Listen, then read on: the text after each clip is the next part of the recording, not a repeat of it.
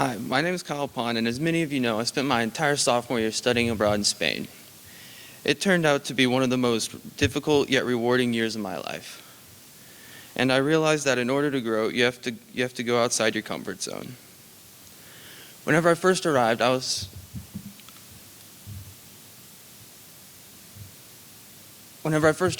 super nervous because I didn't know anyone. I hadn't even met the family I was going to be staying with. I was lucky that my older sister went over there with me because she helped me navigate my way through the Spanish airport, and I could also go with her whenever she went out with friends. She stayed for about 3 weeks, and after she left, I was sad. I was sad because I knew I was going to miss her and my family the most, besides my dogs and Whataburger, of course. While I was over there, I had younger twin brothers, and even that was a huge adjustment for me because back home in Texas, I'm stuck in between two sisters, so I constantly felt like I was herding puppies.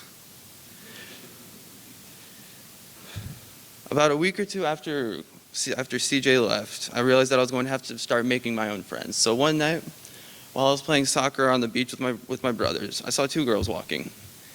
And after about a 15-minute self-pep talk and a little encouragement from my brothers, I decided to walk up and talk to them. As soon as I walked up, they rattled off something in Spanish, and to this day, I still have no clue what they said. I just told them that I was American and that I didn't understand what they said. And as soon as I said that, their faces lit up, which helped me relax a lot, because it turned out they had studied abroad, or they had studied in Ireland for a couple months during the year before. So they spoke decent English, and they were happy to use me to practice, which I was totally okay with.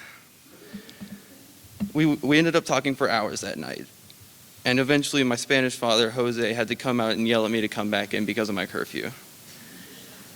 And it was at that moment that I realized that I had a true Spanish family. Later that week, I ran into one of the girls, Carmen, and her family, and so of course she had to introduce me to everyone. And after that night, I became known around the beach as El Americano.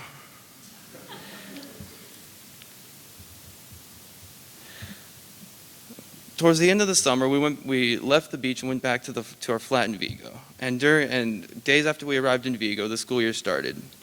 And at the beginning of this, and for the first couple weeks of the school year, I was shy. Not that that's anything new, but I was also nervous because I knew I was going to be stuck in a room where the teachers were only speaking Spanish. English class ended up saving me because over there they took it as a foreign language. So naturally, I was a rock star at it. One day I began talking to a kid. His name was Pablo, and he ended up being my best friend while I was in Spain. He even came with a bonus best friend, his sidekick Antonio. And they ended up becoming invaluable, not only as my best friends, but they also helped me with school. As the weeks went on, I became more and more comfortable. I was even introduced to a new sport. Rugby.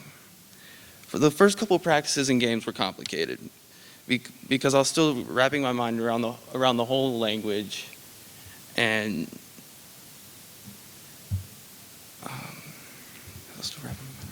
and rugby was a whole new sport.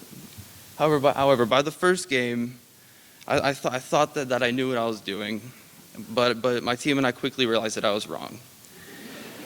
By the second game,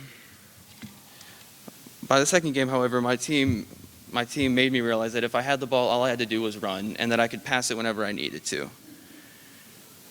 And I quickly learned that rugby ain't no Texas football.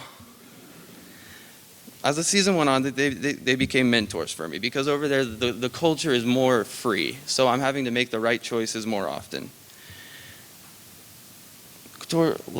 Later in the season, my rugby team and I went down to Portugal to play in a tournament with teams from all across Europe. And even though we didn't come close to winning the tournament, I was still sad whenever it was over because I knew that it marked the end of my career of rugby in Spain.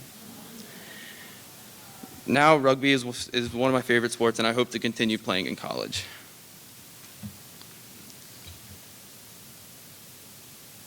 Around around the time of New Year's, I was basically fluent in the language, and I had several friends that I could go and hang out with on the weekends. But the nights of New Year's Day and Three Kings Day, which is on January 6th, were the two of the best nights of my life, because I think we can all agree that a party that starts at 1 a.m. and ends at 8 a.m. is going to be a great party. Even though I had to make the right choice many times each night, I still had a blast. Spring break, or as they call it over there, La Semana Santa, finally came, and my family came over from America to visit me in Tenerife, which is an island in the Canary Islands.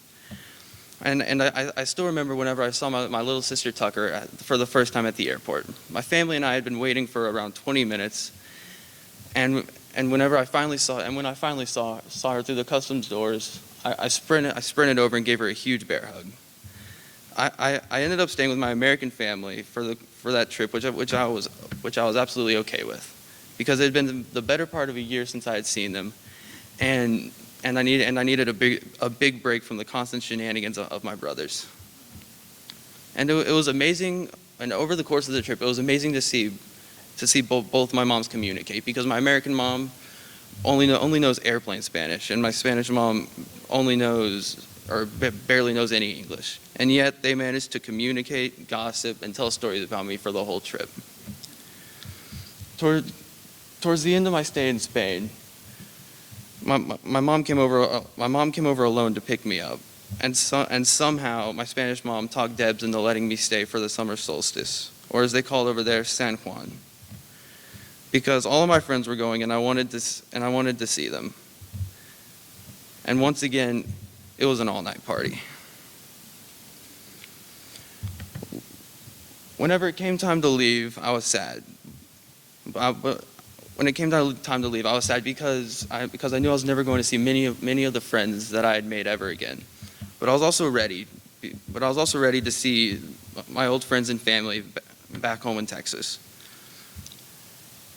And in fact, the two of the first faces that I saw whenever I came home were my older sister Carter Jane and one of my best friends, Ryan Martin.